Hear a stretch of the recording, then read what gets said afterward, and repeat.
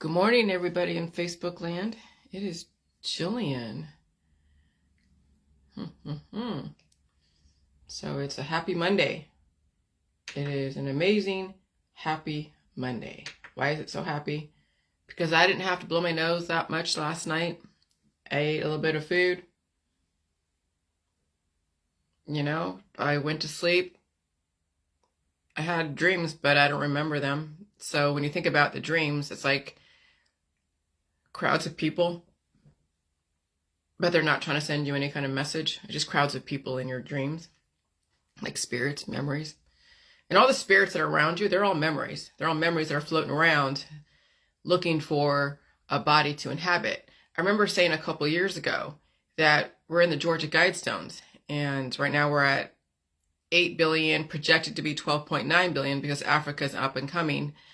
And then at some point be 500 million. So right now we have 8 billion souls that are going to be recycled on some level, floating around, dying and reproducing.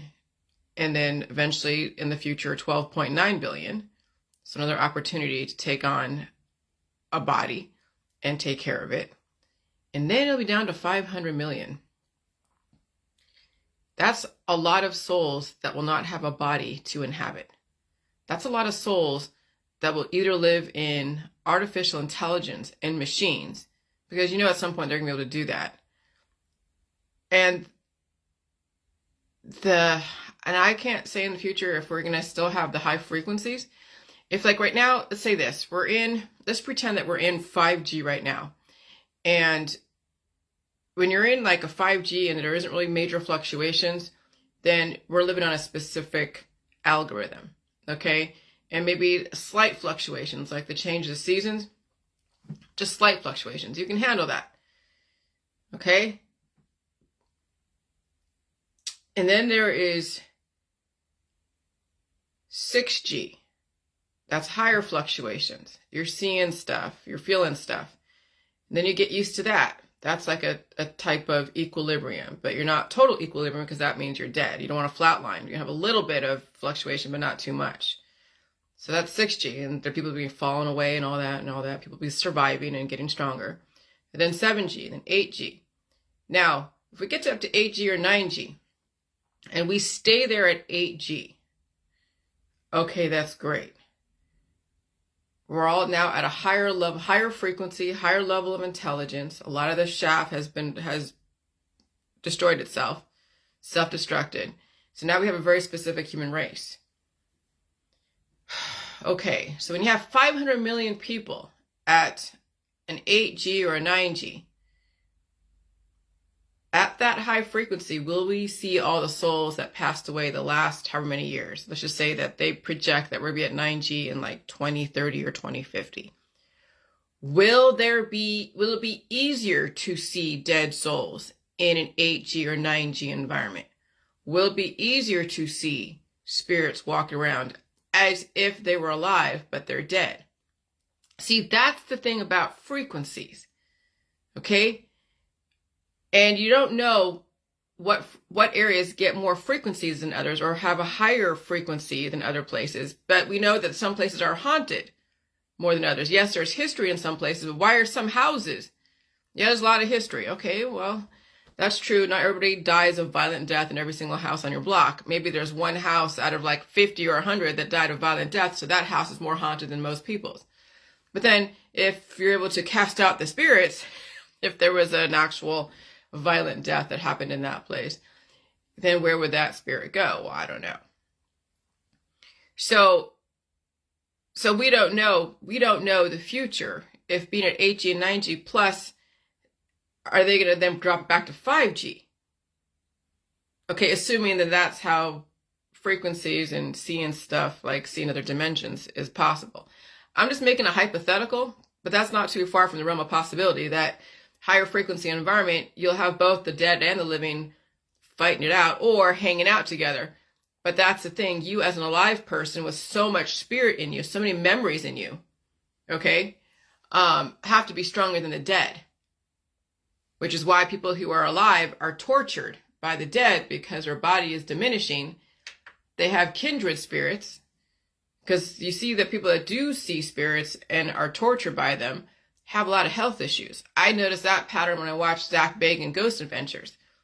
The people that had all that torturous spiritual stuff that goes on, there's a lot of families that are fractured. What do you mean by fractured? Because there's a lot of families. They have kids, you know, a mom, a dad, and they're like in some indigenous area, and you see these spirits are torturing people, like you see like on TikTok or Facebook Reels, right? You're like, I have a lot, when I pause on paranormal stuff, then my Facebook Reels shows me a bunch of paranormal stuff. So they're reading my behaviors. It's very interesting.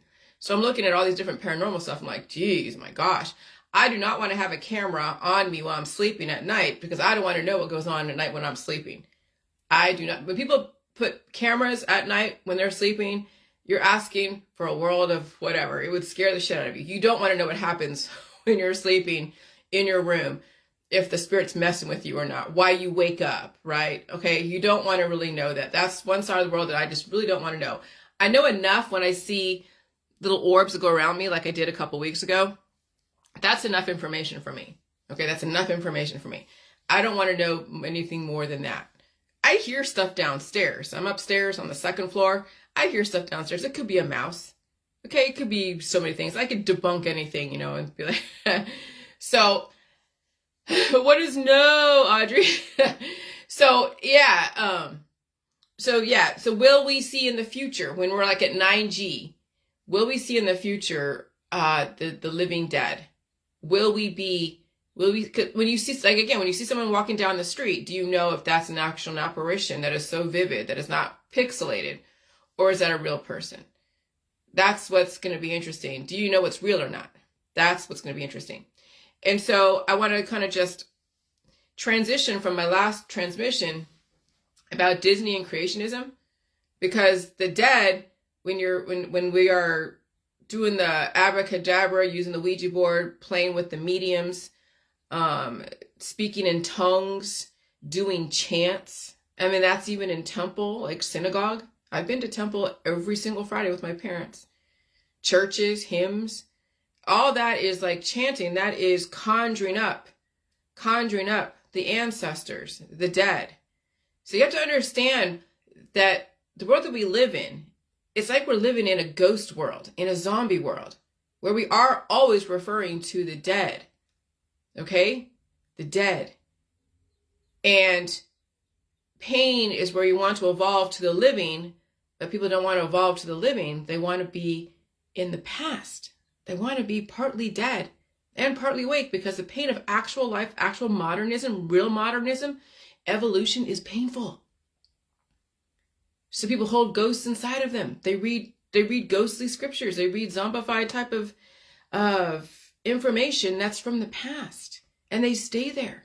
And they gather with other friends and family, right? Because family is also from the past. You have your grandma, your grandpa, your aunts and uncles.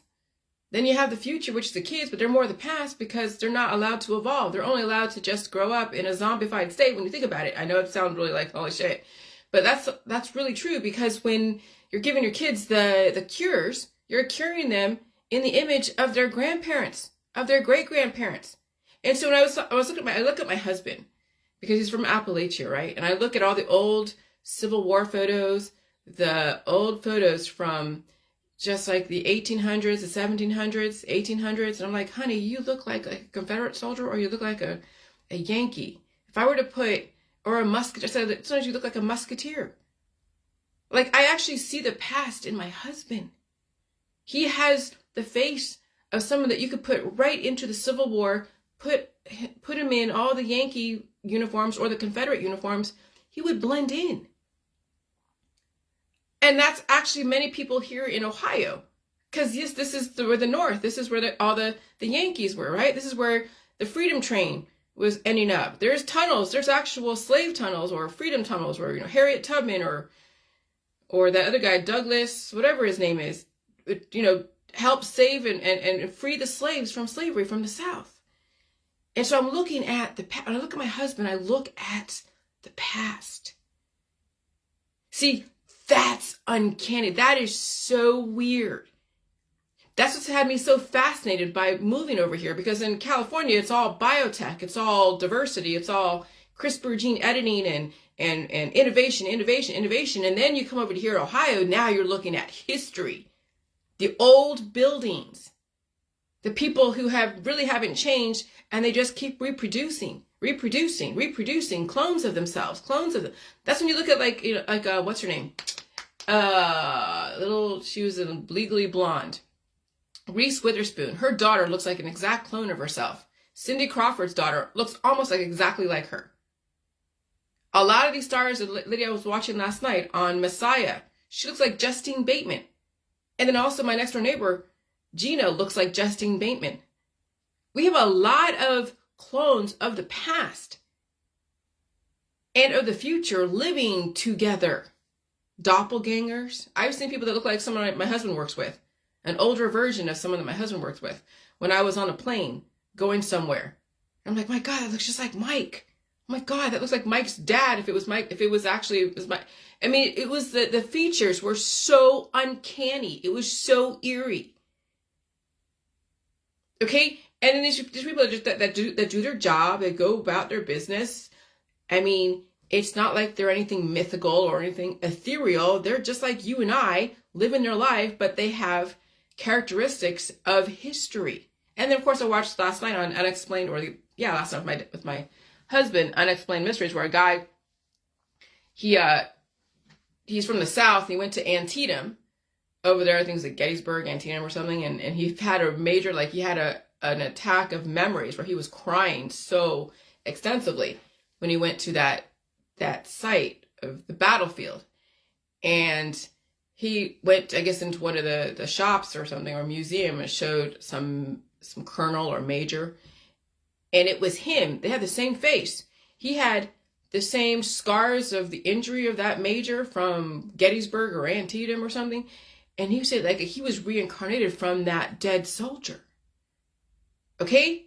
So now you're seeing some shit here that you don't even, because remember, you're only aware of your current world, whatever programming was given to you, you're living in the past. Someone gave you a Bible, they gave you text, and they gave you ancient things to read. They give you whatever they give you in school to read and do. And so that's how you're programmed, is through the Bible, through all the textbooks that you learned in elementary school and high school and college and whatever job that you're going into. And that's all you know. So you don't realize you are so full of strata of history. You have spirits from the ancestors in you. But a lot of people are taken over by the ancestors. So they are actually the walking dead when you think about it. Any change that they feel, they stop it with a cure, with cannabis. They surgically take out their evolution. So they're still stuck in the past. That's what biotech, that's what the hospital system tied to the Catholicism and all the different politics, religion, science, churches, and all that. They're scooping out the evolution, and they're using your cancers, your evolution, your future for the future of another child or another person. Because you will eventually end up dead. You'll be, and then you will reproduce another clone of yourself, if that's your desire. That kid will be cured. And any kind of future or any kind of evolution is scooped out of them, remedied away, cured away. And so that we have a lot of the past, the past, present, and future all living together. And that's why we have all these wars that, even though they're generational wars, yes, but there's wars of just the past and the present. It's like watching Lord of the Rings. It's like watching Pirates of the Caribbean. That is a trip. I'm telling you, I don't know where I got it from when I was looking at my husband. I'm like, my God, you're a musketeer. He could be a French musketeer. My husband could be a French musketeer. He could be a Confederate soldier. He could be a Yankee soldier. I mean, my husband could be anything that was going on in this history of this side of the world. It's a fucking trip. So when you look at people in your town, you're looking at ghosts of the past. Because that's what they are. You keep dying, reproducing. All you're doing is just cloning yourself. That's it. With a few, if you're really worldly, then you'll go over there. If you're someone from Appalachia, then you go to Asia and you go bring in a kid from Asia. Like there's people that live across the street from me, and he has someone, he's extremely white, and he has a wife that's from, like, I don't know, somewhere like Thailand or Asia. You know, maybe she was a middle or a bride. I don't know. I speculate. I don't ask too many questions. Okay, so you have that side of it where you're bringing in other people from other world, from other countries, and you're procreating and developing a genetic line, a smart kid or whatever kind of kid. But when you don't have too much diversity in your family, in your specific area, now you're looking at ghosts of the fucking past. You're looking at ghosts of the past. It is uncanny when you actually look at who people are. They are the ghosts of the past. But even then, you bring in someone from another country, that's a ghost of the past over there. Another ghost of the past over there, like in Vietnam, like me, right? And if I had a kid and I procreated with my husband, we would have a compilation of the ghosts of the past over there in Vietnam and the ghosts of the past here in America. And now we have one kid that is a compilation of the ghosts of the past that is then trying to evolve in this future. And so Disney, creationism is about keeping the ghosts of the past alive, resurrecting the zombie ghosts of the past. That's what Christianity, that's what creationism is. It's just disappearing something and then conjuring up again. That's sorcery. That's why it's so ironic that those in the born-again Christian world and Christianity is about sorcery, because what are they doing every Sunday? Chanting. They're using the pastor as a medium to then have him filter the word of God. And if it's not him, then it's your friend over there that's touting the Bible, telling you their version and interpreting that scripture, that spell from the past. Because that's not modern English in the Bible. Yeah, they're written kind of in modern English so people can kind of understand it. But there's still some old language, old ways of saying things. Old English, Latin. Then you get into the spell binding, spell casting, and that is sorcery. Religions are sorcery. Medical system is sorcery. Whether it's an organized form, you go to a church and you're using a pastor as a medium, or your friend wants to go and conjure up stuff, and they're reading you scripture and they're filtering their version and the past of their answers right through them. They're like, I know the word of God. I know the word of this. Word of God, okay. I am my own God. That's me. I don't play the games of atheist or not. I was looked up actually who was atheist in Hollywood, and it was like Mark Zuckerberg is atheist. Okay, so is he a robot? Is he being programmed by somebody else? Because if you're atheist, you don't believe in any God, right? That means that you don't even believe in yourself. You're just programmed for somebody else to go and say, do this, do that, and then self-destruct at some point. I don't wish it upon Mark Zuckerberg. I want him to evolve, but he may not have that opportunity. That may not be in his cards. And there's other atheists. You can look up atheists in Hollywood. Then you look up agnostics. People know there's a God, but they don't know which one it is. Agnostic, there is a God, but they don't even say themselves as a God. They don't even mention themselves. Like, I have not seen any kind of denomination of spirituality where you are your God. You are the one that can make or break shit. You are the one that is the one that can overcome stuff. You are the one that you must depend on. Yes, you live in a community, but you're the one that's either going to make or break your participation in a community. I have yet to see any religion. So religion isn't about self-sufficiency. Religion is about always blaming or worshiping or giving credibility to somebody else. And being a robot, being a zombie, being a clone of the past. That's the cures market. It keeps you in the past. That's cannabis. That keeps you in the past.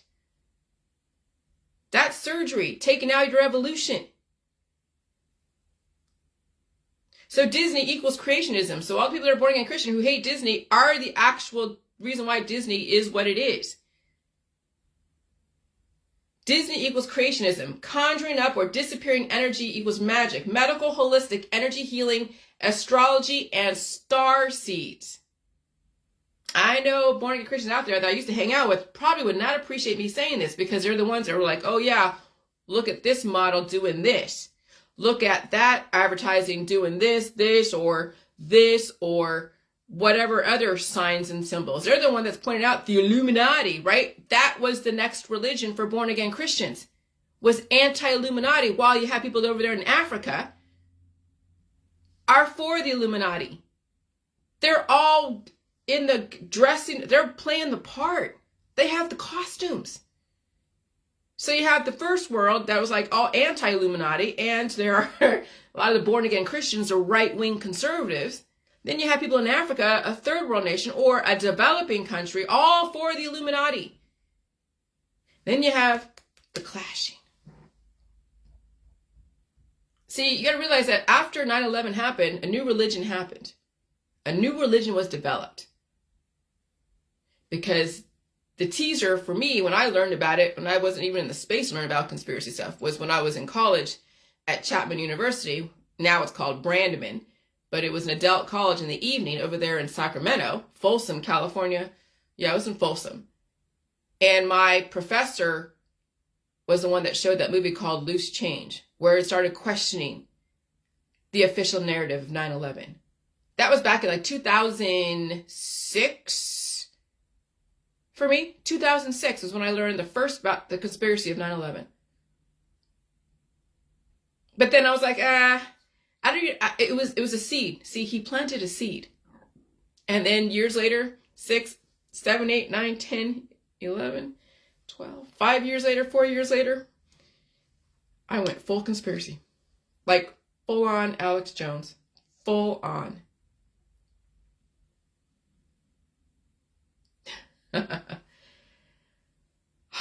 Oh my God. Okay, so, all right, so Disney's creationism, conjuring up disappearing energy, magic, medical, holistic energy, healing, astrology, and star seeds. All right?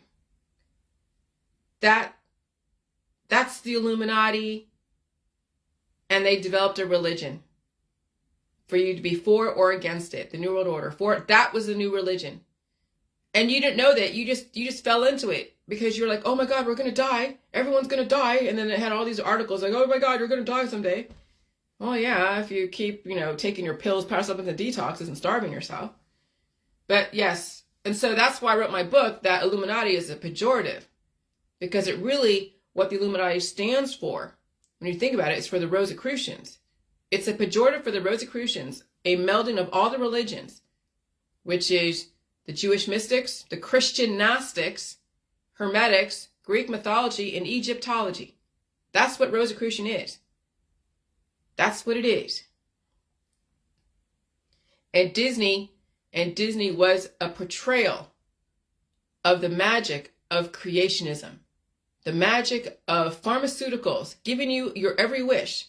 The Christians actually helped move our society forward. And they also became very intolerant. Not all of them, but a lot of them became very intolerant, and then all the different derivatives thereafter. Because you see, we have people who are neuropsychologists, who are Christian. And we have people who are psychologists, who are Jewish. Christians and Jews, they all hang out together, and then there's some take it to extreme. I was raised in a Reform household. So was Mark Zuckerberg. Reform, what is Reform? Reform Jewish. It wasn't Orthodox. It was Reform Judaism. Okay? And so you have Christians and Jews hanging out together, advancing humanity. But remember, they're only temporary. They were here to do a job. They were here. They were given gifts. My mother was given gifts of intellect. She was fucking smart. That's where I get a lot of my smartness from, is because I almost sound like her. I'm almost channeling her through me. When I actually listen to myself, I'm like, oh my God, I sound like my mother. Of course. She was the one I resisted the most. She was the one that I looked up to the most. She was my everything. She was what I ran away from. She was what I ran to. She was my everything. And she has a whole bunch of fucking history behind her too as well. Ancestors. And some of them were in the Holocaust. Some of them came from Romania and different places. And my dad, from Poland and all that stuff, and was and had a good family. He came from a good family. Entrepreneurs. on the East Coast. Oh, yeah, I've been exposed to so much history when you think about it, protein-wise, intellectually, physically, spiritually. And then even with that diversity, then with my sister who's Korean, that I grew up with, all of that history of Korea and all of that history of it, the zombies of Korea, right? And then me going out into the world and absorbing everything, not staying homogenized, even in California. I wanted to find out what was going on in more of the traditional areas. But the South was just too much for me. I wasn't going to live in the South. Hawaii was just too much of a tourist trap. It's a party town. Yeah, you can only party so much and you destroy yourself. And Washington was just, that wasn't my town. That wasn't my gig. And so finally, I'm now in a historical town such as Ohio with a historical husband who has so many lines of history behind him that is fucking extraordinary. It's like looking at the past. It's like looking at the past when I look at my husband. It's a trip. It's a trip. Okay? That's what dying and reproducing is. It's bringing things into fruition. It's magic. Oh, well, now we have chemical reaction and now we have a baby. Is that baby going to really be the future, or is it going to be more of the past? It's going to be a tiny bit of the future. But the parents are going to make sure it's the past because they're going to scoop out every possible evolution. That's why you have to understand that the suffering of releasing those demons and gaining intelligence and being sick, okay, and being sick and dealing with the pain of sickness, of release and retention is going to give you so much awareness and increased levels of intelligence and tolerance and boundaries for yourself, and you will put your boundaries on yourself and also on other people. And then you don't want to convert anybody. You're not inducing fear and saying, oh, be afraid of this food, that food, and oh gosh, this company is horrible, that company is horrible. That's the past. That's the zombies. That's the past threatened its own existence, that you can't even be the future by taking in food because you're too afraid of eating food.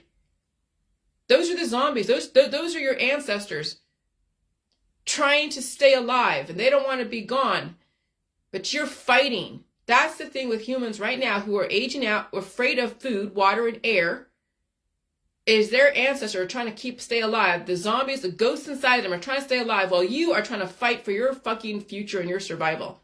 And what's going to happen when you age out and you don't survive climate change? It's the ancestors that won. And will you have a chance to come back again in another body? Will you? You don't know that. You don't know that.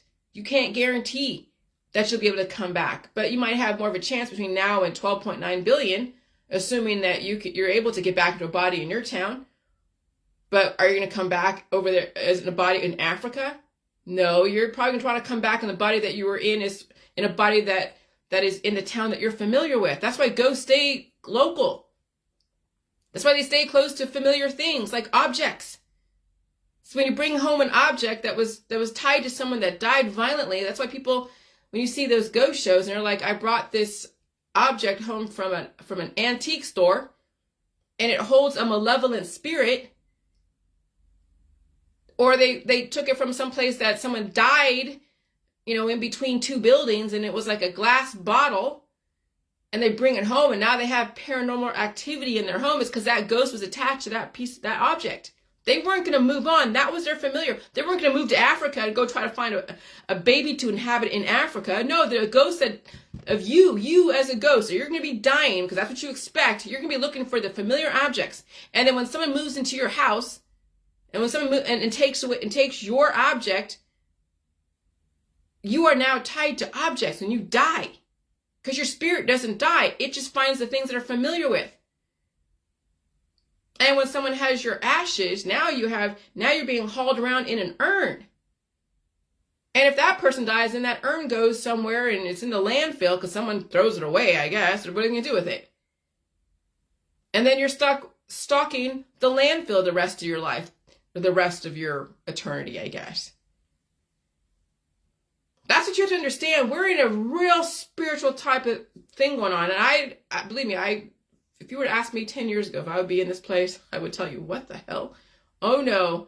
When you finally face the demons and you release them and you go through the pain of suffering, of evolving, you're going to have such a fucking awareness. And you will finally look at people for who they are. They are the past. But not like the past is bad, because some of the past that people are still geared for just living in the now. But they are the ghosts of history. Like your friends and family and your community are ghosts of history. That's why you really can't take advice from those who are still stuck in the past, because they will never evolve with you, ever. Ever. The ancestors are afraid to die, and they're living through you. That's why you're afraid of food. That's why you're afraid of water. That's why you're afraid of everything. That's why you're on cannabis. That's why you're on drugs. Because your ancestors are keeping you under the influence. They're not trying to let you evolve. They don't want your future to come out. They want to keep you stuck and then dead at some point. That's your ancestors talking to you. Those who are aging out under the influence and afraid of food, water, and they're putting fear out there as, oh, be careful of this company. Be careful of this company. Don't eat the meat. Don't drink the milk. Don't eat the cream. Don't do this. Don't do that. That's your fucking mom and dad from 10,000 years ago telling you, don't feed yourself. Stay with us, the ancestors. Become a ghost, a living ghost.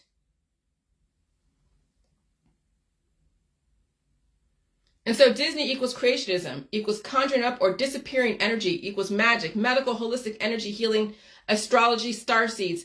Ironic, given what all I've experienced the last 10 years. Ever since I got married and I started listening to the conspiracy world, then the holistic world, the energy healing world, starseed world, the politics world, the religious world, the science world, and I absorbed it all. I stood in the shoes of every single one of you. I know your fears because I had the same fear too until I evolved. Because I didn't allow the ancestors to hold me back. So you could be multiplying yourself, your personal self, or you are dividing and subtracting yourself.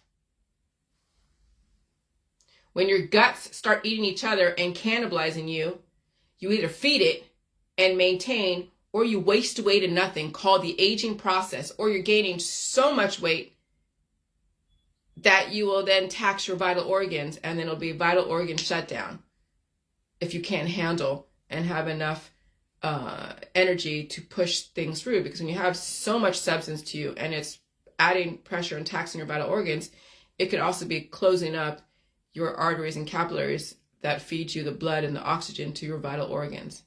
And then you die because your arteries and capillaries are not strong enough to withstand that much pressure.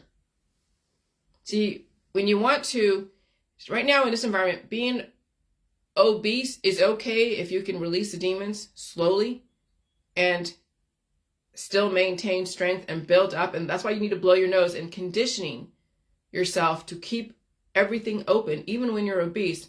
And when you're pulling out the programming, like I said in my book, you will eventually lose all that excessive substance, because that's the programming that keeps everything so ballooned up and exponentially procreating. Nothing is like shortcut automatic. One day you have fat, one day you don't. That's the magic. That's the surgery system of doing the laparoscopic surgery or the lap band surgery or gastro, whatever that surgery where you're taking away, you're starving yourself and you're making your stomach smaller. That's the magic. That's Disney. That's creationism. That's conjuring something up or taking something away by magic. That's the irony of the born-again Christian world, and they're against the Illuminati when they are actually exhibiting exactly what Illuminati is. It's sorcery.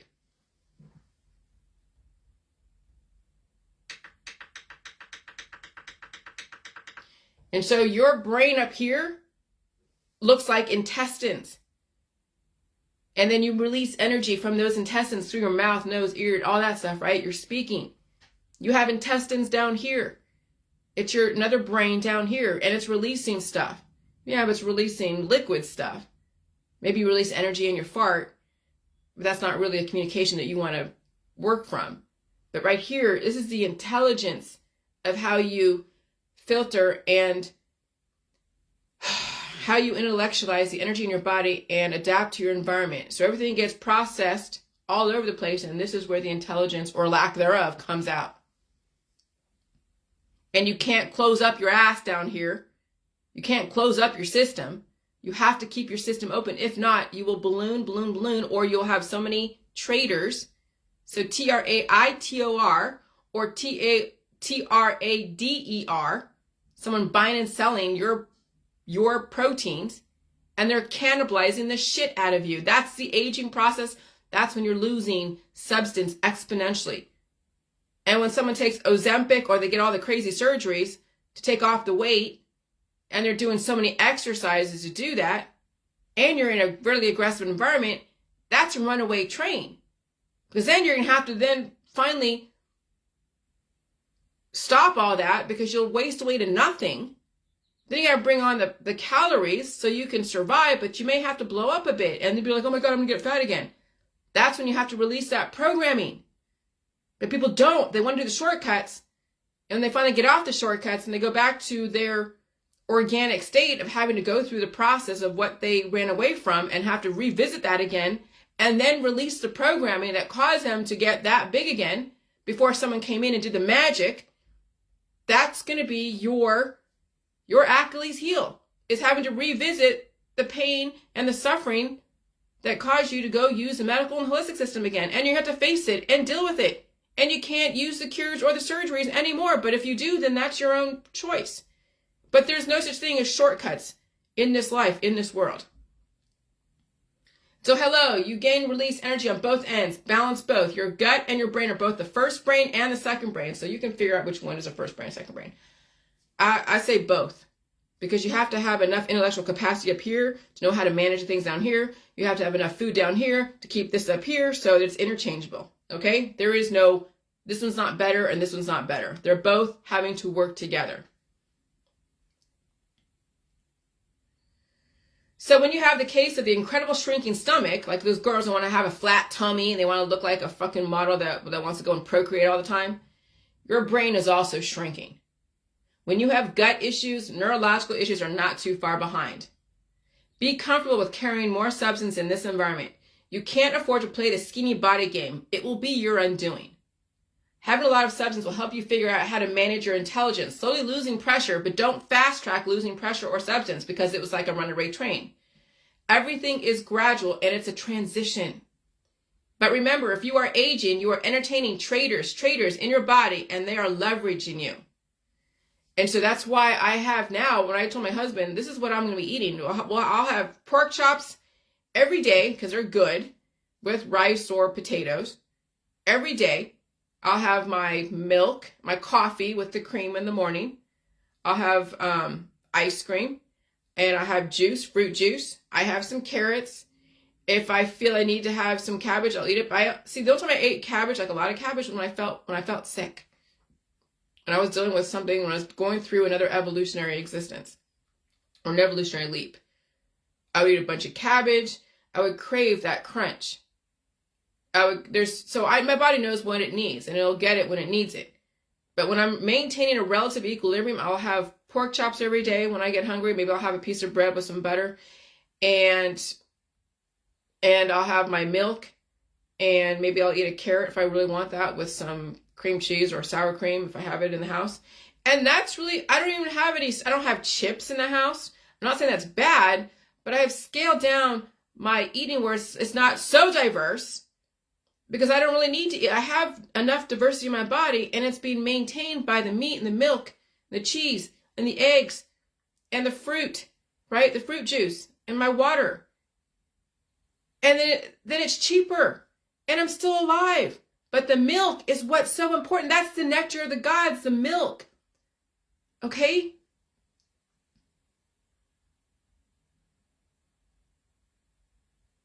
Ambrosia, the nectar of the gods. You are the god. Ambrosia has milk, cream, sour cream, and fruit, and coconut flakes. You need the sugar. You see people who are like, oh, I can't eat sugar because of this and this and that. Yeah, because you don't have enough salt in your body or electrolytes. You've already been leveraged by the medical holistic system. And so when people are staying away from Activia or staying away from regular sugar, whether it's processed or organic, you've already leveraged yourself. You've already starved yourself because now you're on gluten-free diets, sugar-free diets. And yeah, you have diabetes and other stuff, and that's your own doing because you can't handle the pain of your body getting back online. And so then your pancreas is compromised. You have insulin issues, sugar issues. Oh, you're a fucking mess. That's your ancestors taking you down. That's your ancestors in your body taking you down and around you too. Because who do you take cues from? Your friends and family who are also dying.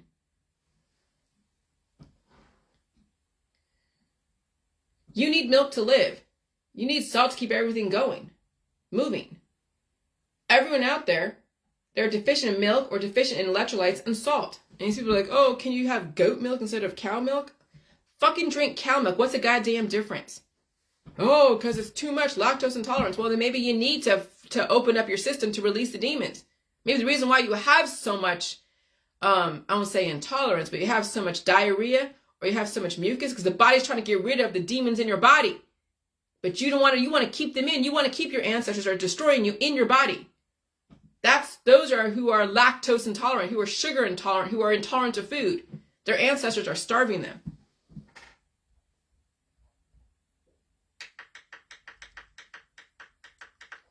Everyone out there, they're deficient in milk or deficient in electrolytes and salt, and their system is systematically closing up. Many people are deficient in both are also afraid of sugar, gluten, carbs, and meat. Right now, the human race, even in the first world, are starving. They can't handle evolution. And so they blamed the food supply. It's so hard to watch. It's like a train wreck. You can't turn your head away from it. So when you post on your wall, stay away from this food, stay away from that food, it's poison. You're already showing your cards. You have intolerance. But I will not say anything on your Facebook. When people say, oh yeah, I can't do sugar, I can't do this, I can't do that. I don't say anything because what am I going to say? I can't convert you and say, okay, now you can handle sugar. No, I can't tell you can handle sugar if you say you can't. But that's more to show you and confirm to you that people have starved themselves and their ancestors have destroyed them.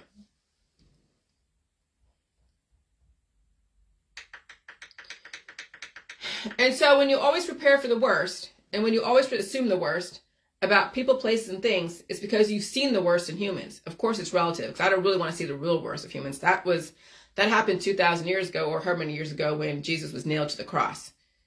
Can you imagine what it's like to have someone nail you to the cross and put that briar thorns on your head and watching the blood roll down your face? That's the worst of humans.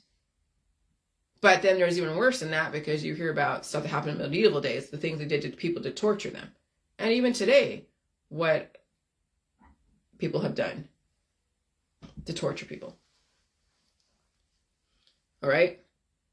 And so in my world, I've seen the worst relative to the first world, when I'm not involved in anything like war or CIA maneuvers. So you've seen the worst in experiences and situations that death would be a way out for some people. Again, everything is relative. That's why you don't want to shelter yourself or your children too much. Sometimes experiencing things will give you a very clear boundary. See, it's very hard to put down boundaries if you don't know your own and haven't experienced what it means to develop boundaries. That's why you have to have a thick skin. That thick skin is your boundary, but it can make you or break you. And so when you haven't developed a thick skin, building up that protection is painful, which is why growing up is painful.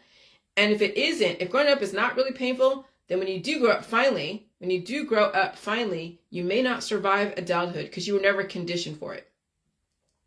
So people who have never built up a thick skin think it's not required. Okay. Ban. And delete comment.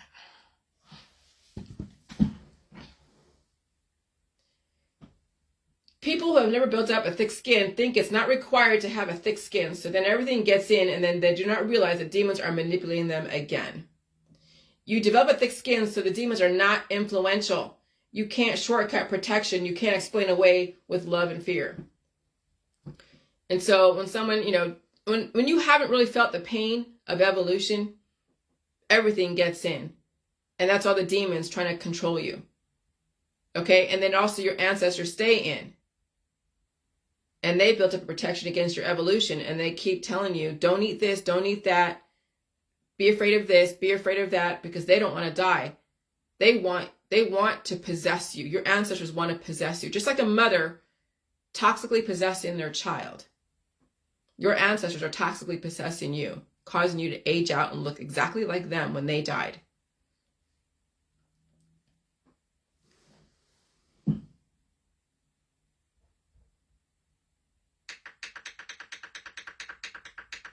You develop a thick skin so the demons are not influential. You can't shortcut protection. You can't explain it away with love and fear. I have a thick skin where it counts. The soles of my feet. If I work with my hands, I could develop calluses. Being overly protected, you won't let any evolution in. Not enough protection, you'll be easily manipulated. So in this environment, you must develop a protection to allow things in, but not allow things to take over. And it's a painful process.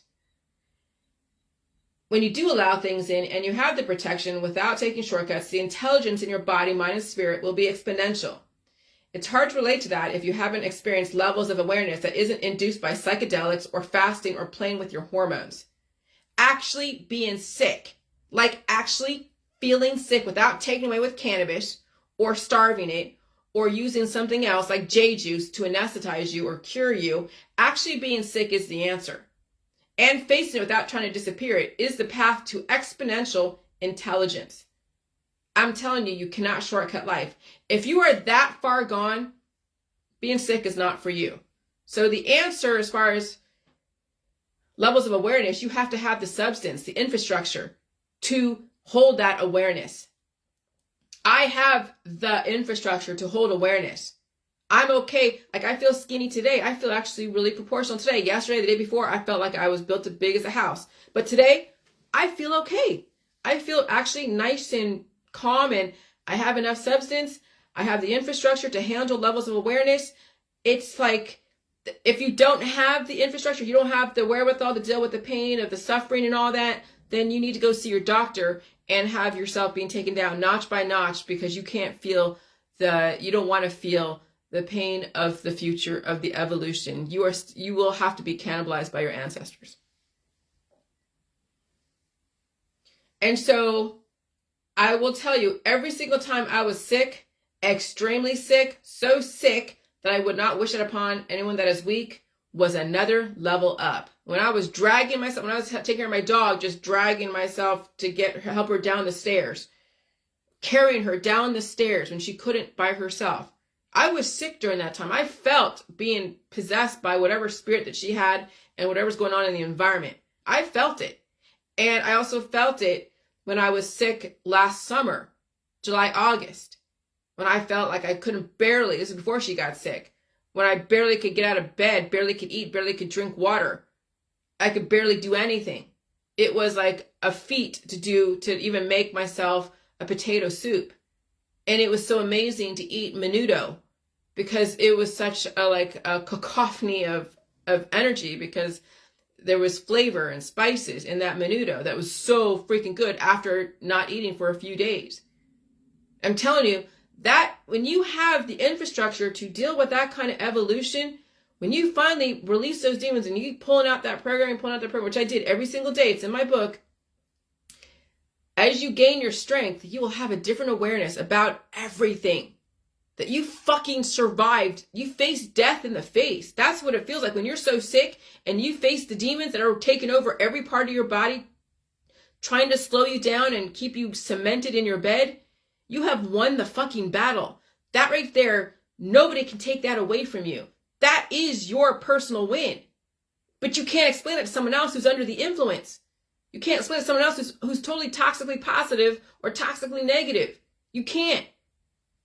They got to figure it out. They have to actually experience. If they don't have what it takes, they will have to be in the medical holistic energy healing, having their ancestors envelop them into the other side.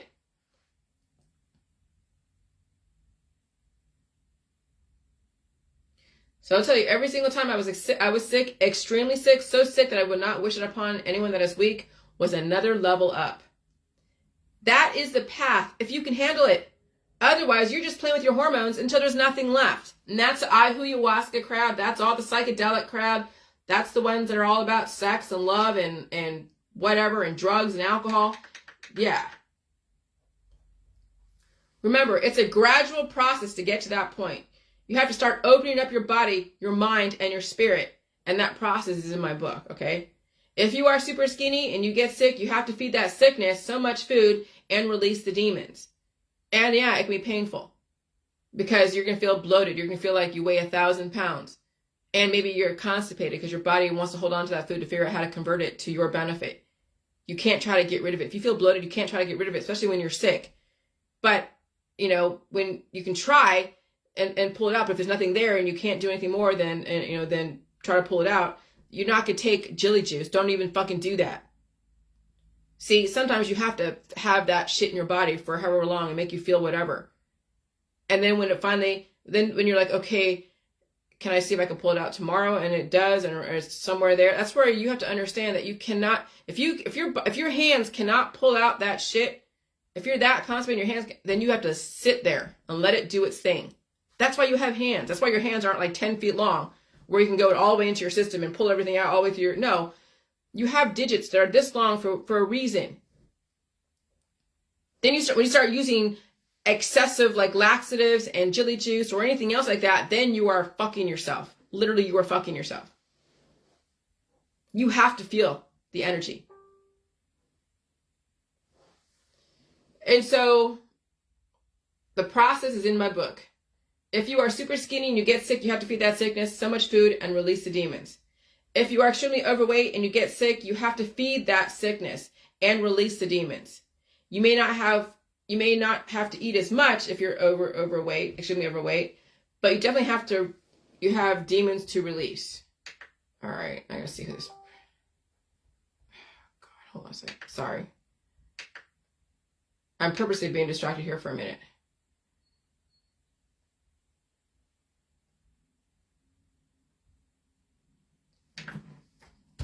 Do not correct me.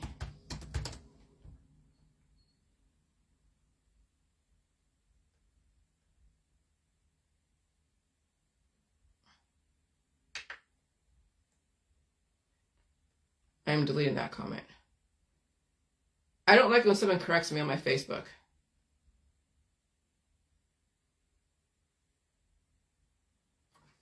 I do not correct you on your Facebook.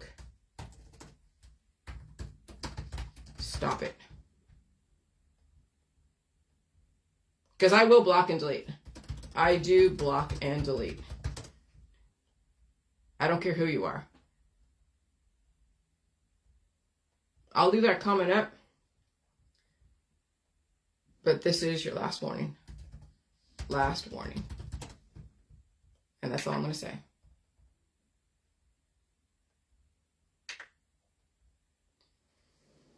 All right.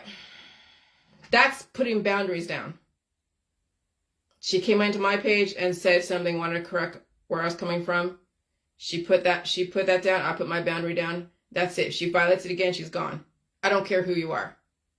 Oh, here we go. I'm going to be blocking her. I will be blocking her. Yep. See you later. Bye.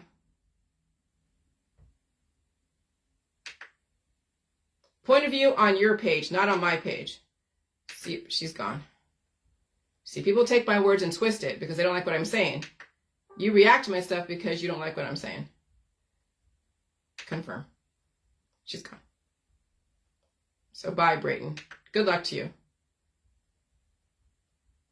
But yeah, she didn't like, I'll tell you what she didn't like. She didn't like the post about survival and soft. And I will leave it up so you can see that.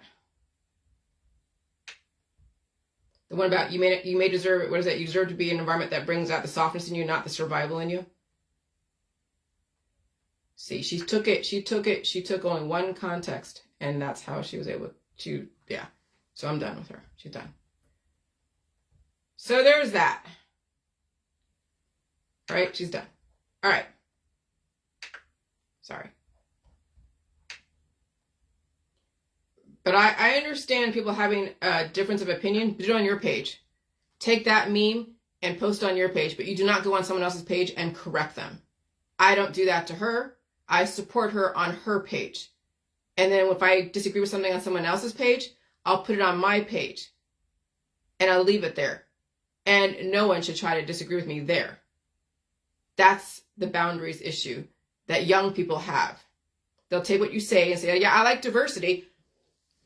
But on your fucking page, I have diverse people on my Facebook. If I like your diverse way of doing things, I'll go on your Facebook and go and look at that and be like, okay, I get it.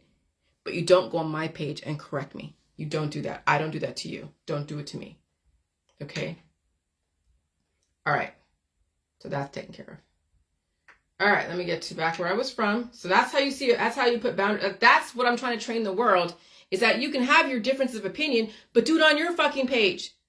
You don't need to tag me in it either. If I like you or if I follow you or, or whatever, or if I don't like you, who cares? If I'm your friend, then most likely I probably like you on some level. But if I don't follow you, then I'm not going to see it. So it's not going to matter anyways if you disagree. It's not like you're trying to convert me. Okay? And so that's the thing that people have to understand. And so that's a lesson. That's a lesson in boundaries. But when people want to convert you on your page because they don't like what you said and they don't have what it takes to actually take that information and convert it to their situation on their page. No, they have to convert you. That's the religious world. That's the mommy and me world. She has a baby.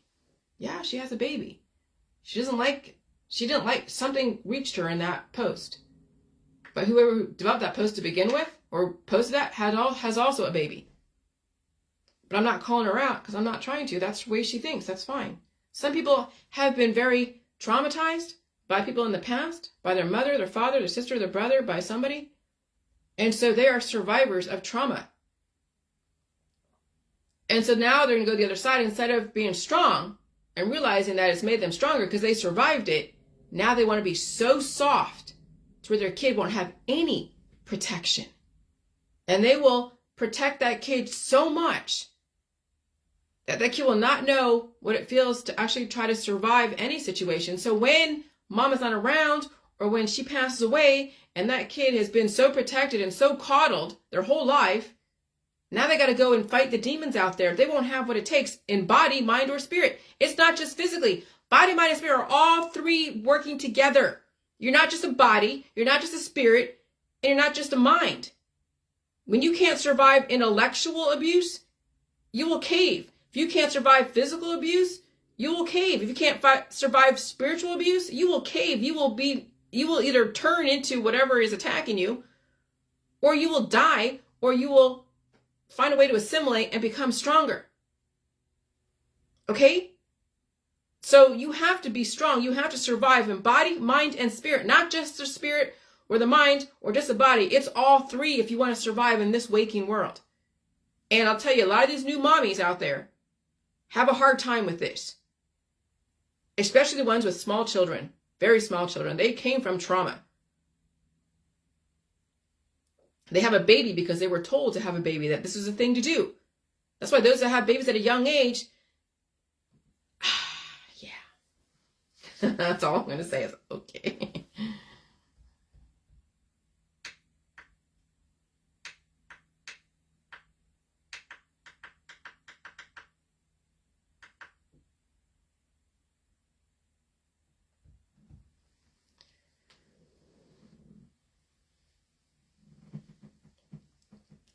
I have a thick skin where it counts. The soles of my feet. If I work with my hands, I could develop calluses. Being overly protected, you won't let any evolution in. Not enough protection, you'll be easily manipulated. Obviously. So in this environment, you must develop the protection to allow things in, but not allow things to take over. And it's a painful process. when you do allow things in and you have the protection without taking shortcuts, the intelligence in your body, mind, and spirit will be exponential. It's hard to relate to that if you haven't experienced levels of awareness that isn't induced by psychedelics or fasting or playing with your hormones. Actually being sick, okay, like I told you, was another level up. That is the path if you can handle it. Otherwise, you're just playing with your hormones until there's nothing left. Remember, it's a gradual process to get to that point. You have to start opening up your body, your mind, and your spirit. That process is in my book. And so, if you are extremely overweight, you get sick, you have to feed that sickness and release the demons. You may not have to eat as much, but you definitely have demons to release. The universal rule, never ever fast or starve yourself. You don't starve sickness or demons because they will come back at you harder and they will eat way more because you starve them. Because if you're not eating food, those demons are eating you. If you're not giving them the meat, milk, cheese, eggs, fruits and vegetables, all that stuff, whatever, the diverse food you need to build yourself up until you get to a certain equilibrium, they will cannibalize you. That's the aging process. And so this is what this young lady had an issue with. Do you deserve a soft environment versus environment that forces you to survive? Only after you understand how to survive. Because when you become too soft, the environment will change and it will destroy you. It's happening right now to people who can't handle the climate change. Oh my gosh. Who can't handle the climate change. I have to put that. I'll correct that. They were not bred to survive. They were bred to produce until they're not needed anymore. Then people self-destruct because they don't have survival skills and life is torture every single day. That's who my trolls are. They were never brought to survive. They were traumatized by something or someone in the past and they could not survive it and they're deteriorating and it sucks. I hope they survive. Because it would be a major awakening when you could surpass your own roadblocks. When I overcome our own issues, we finally can breathe a sigh of relief. Because we have issues, because when we have issues, we adopted somebody else's, because somebody else possessed us. When you release those demons, we finally can breathe a sigh of relief and you're not being run by that past or a person that was dead to you or a thing. Even people who have been loved so much have to release that demon. That's when you become too soft. Have you ever had a mom that was always in your business? She gave you everything, never let you learn your mistakes. She was there for you even in your adulthood all the time. She's constantly in your life, always looking to her, always looking to be her entertainment, never let you live on your own, always meddling, always involved in your life to the point where you don't even know where you begin and where she ends. And she's always picking up the pieces when you fall, not giving you a chance to learn the hard way so you never make the same mistake again. She becomes the cure. She becomes the one that takes away your pain when you should feel it and learn from your mistakes. She becomes deadly to you and your family. That's love possession. That's being loved too much. That's why she had an issue. The lady on my Facebook had an issue with this because she is a mom, a new mom, and wants to have a dog. I understand. Okay? Too much love. That's being loved too much. Too much love makes you soft. Not enough love makes you hard. But you need to love yourself, but not overly love yourself, because you'll become soft and you'll not face the pain of releasing those demons. Remember, you can love someone to death, or you can love yourself to death. Don't let the demons of self-love destroy you. Respect yourself. Balance. You become too soft, you'll turn into jellyfish. You become too hard, you become impenetrable. Balance. The beginning of toxic love starts with the remedies, the pharmaceuticals, the surgeries, then see you later. The beginning of toxic love, saving your children to the detriment of themselves. They must know they can save themselves. You give them the space to evolve. They could surprise you. If you don't give them the space to evolve, it will be predictable. A short one in this environment. And so you saw how I wove in motherhood.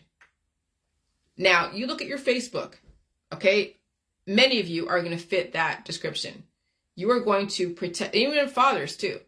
You will try to protect your children to the detriment of themselves, the detriment of you. They won't have what it takes to deal with the climate change because you've already given them so many remedies. Maybe you already gave them the surgeries. Some people are in the health and wellness world, and they're either massage therapists or other stuff, and they're trying to massage away someone's pain, take away someone's pain. So of course you can do that to their child.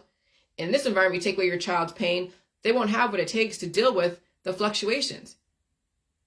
Because when you were bringing in antibiotics and remedies, it's only going to develop more demons that are going to metastasize, especially in this climate crisis that's going on.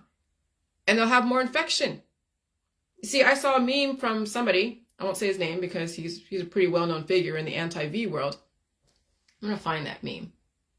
And I'm going to show you how lateral, how parallel the holistic world is to the allopathic world.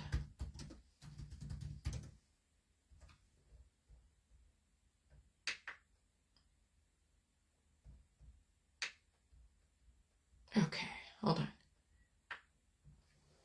So this is the 12 steps of destruction or something. So this is what he said. Number 1, a healthy baby is born. Now, I'm going to read it what he says, and I'm going to add in and replace some of the nouns with our nouns. Healthy baby is born. Mom takes him to the doctor. Doctor gives him the V's.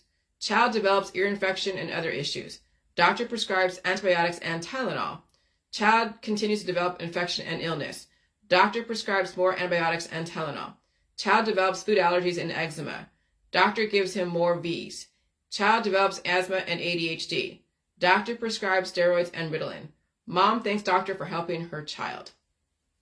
Now you see how now you see where all the anti-V world, because people look at that, like they take it for face value. Then you see people going off like, oh, you're right, you're this, you're that. Okay. So now I'm going to say it in my way. Healthy baby is born. Mom takes him to a naturopathic, an MLMer. Mom develops her own remedies in her kitchen using elderberry syrup, pills, powder, supplements, and detoxes. Okay? So mom takes him to a naturopathic. Doctor gives him more V's. Child develops ear infections and other issues. Okay, infection is growth. You have to learn how to release those demons, right? If you're a baby, you have those little thingies that you squish and it sucks out the stuff, right? So child develops ear infections and other issues. Okay. The naturopathic prescribes garlic and honey and apple cider vinegar instead of Tylenol. Child is growing up. They're going to get infection. It's called growth. Child continues to develop infection and illness. Okay, that's evolution. And then what does mommy do? Mommy takes the child to the naturopathic instead of the doctor and prescribes more natural remedies, antibiotics, natural antibiotics. Okay, child develops food allergies and eczema. Okay, so the food allergies because you're using food as medicine. Mommy's giving the kid garlic and honey and apple cider vinegar against the body's defense systems, against the body's growth process. The body's like, okay, well, this thing's attacking me. And so now the kid has food allergies because mommy's using food as medicine. So child develops food allergies and eczema. The naturopathic gives him, or doctor gives him, more V's. Child develops asthma and ADHD. Well, of course, with all the natural antibiotics and all the remedies and all the things that but also on top of the kid's predisposed issues, now they're developing things or have it already in their system that the person's going to make that correlation equals causation. But they don't realize that even the naturopathic market has developed all these things too. But of course, you're not going to hear a holistic person say this because remember, they're up against the pharmaceuticals, right?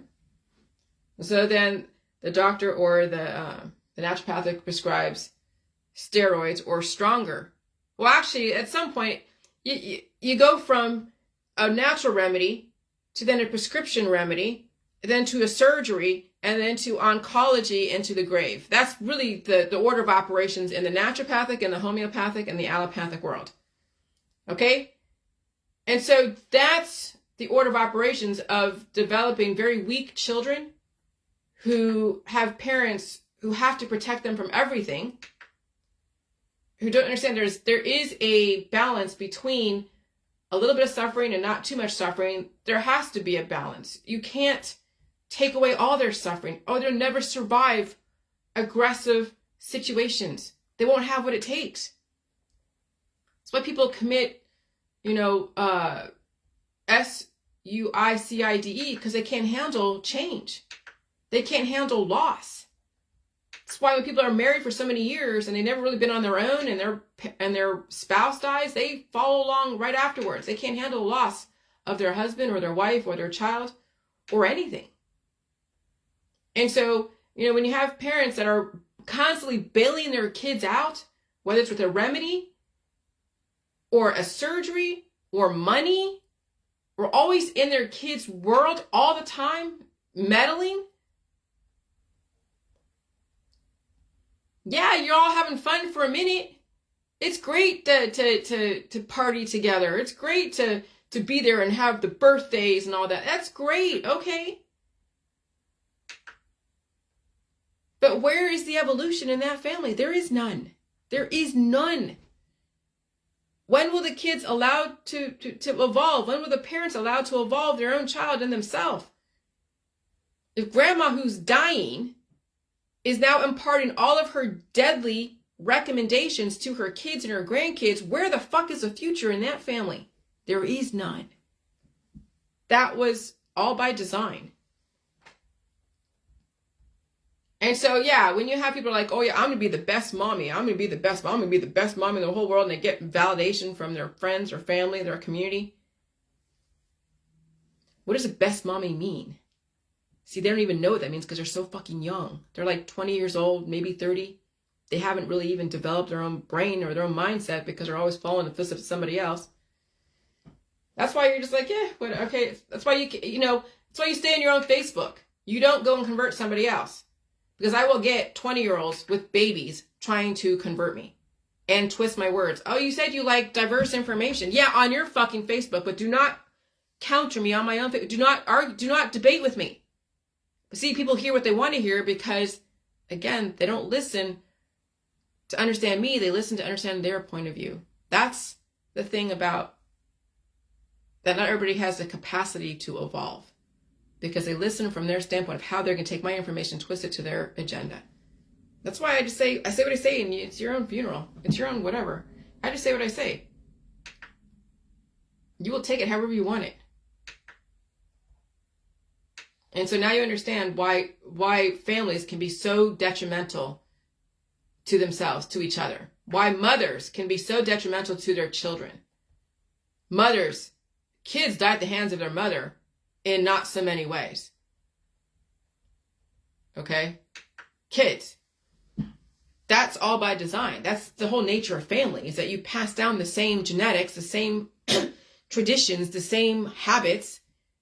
So when grandma dies, so will the parents, but that's like a no duh. But in this environment, it's going to be faster relative to your lifestyle, belief systems, and all that.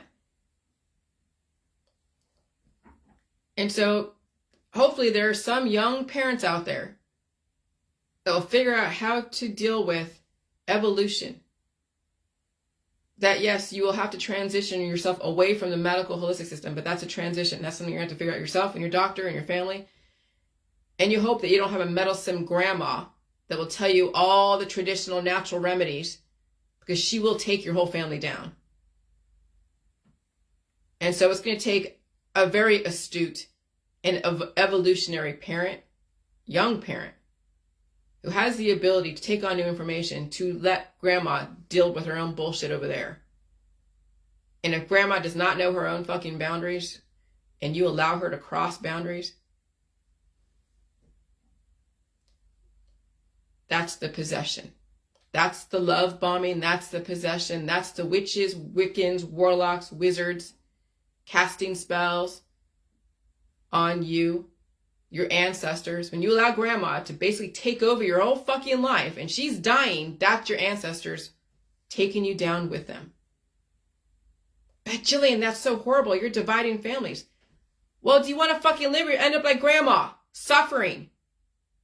I mean, come on. You got to pick and choose, right? You want to live or you want to fucking die. You have the choice now. But you let grandma come in who's dying with all of her issues. She will possess you and that baby. And there's always arguments in family court where grandma's trying to take the kid away from her own daughter. There's some fucked up shit out there. And so you actually have to be the strong one, to evolve your family, or they're all going over the fucking cliff together. And sometimes that's going to happen because people do not know how to evolve themselves out of traditional thought process. So yeah, I'm not surprised that that young lady responded the way she did. I am not surprised. But again, when it comes to motherhood, when it comes to having children and having babies, you're leveraged. And then you become the demon, protecting and loving everything to death. That's the danger of being leveraged. You turn into a demon. All right, bye.